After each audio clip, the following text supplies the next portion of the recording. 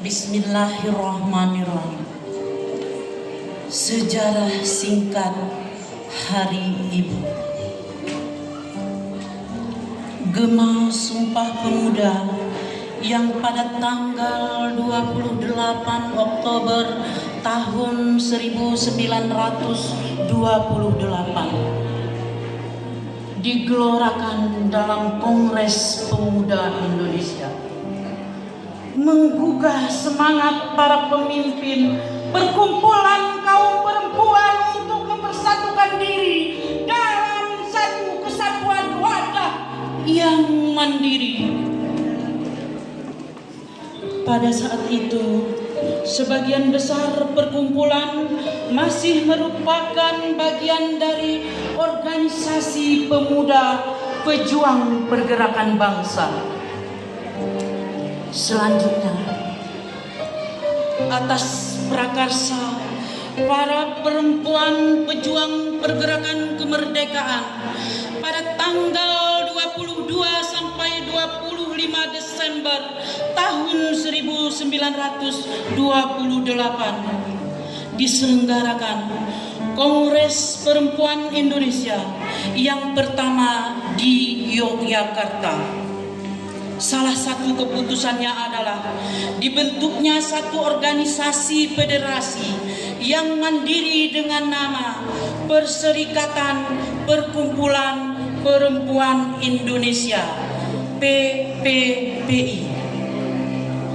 Melalui PPPI terjalinlah suatu kesatuan semangat juang kaum perempuan untuk secara bersama-sama kaum laki-laki berjuang meningkatkan harkat martabat bangsa Indonesia menjadi bangsa yang merdeka, dan berjuang bersama-sama kaum perempuan untuk meningkatkan harkat dan martabat perempuan Indonesia menjadi perempuan yang maju. Pada tahun 1929, Perserikatan Perkelompokan Perempuan Indonesia berganti nama menjadi Perikatan Perkumpulan Istri Indonesia (PPII). Pada tahun 1935 diadakan Kongres Perempuan kedua di Jakarta. Kongres tersebut di samping berhasil membentuk Badan Kongres Perempuan Indonesia dengan menetapkan fungsi utama perempuan Indonesia sebagai ibu bangsa yang berkewajiban menumbuhkan dan mendidik generasi baru yang lebih menyadari dan lebih tebal rasa kebangsaannya. Pada tahun 1938, Kongres Perempuan Indonesia ketiga di Bandung menyatakan bahwa tanggal 22 Desember sebagai Hari Ibu.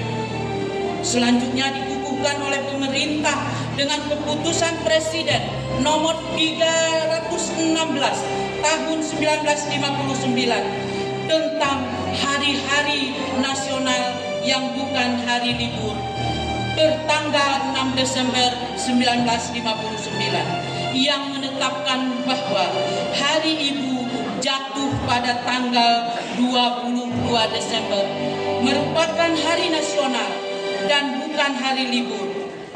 Tahun 1946, badan ini menjadi Kongres Wanita Indonesia yang disingkat KOANI, yang sampai saat ini terus berkiprah sesuai apresiasi dan tuntunan zaman.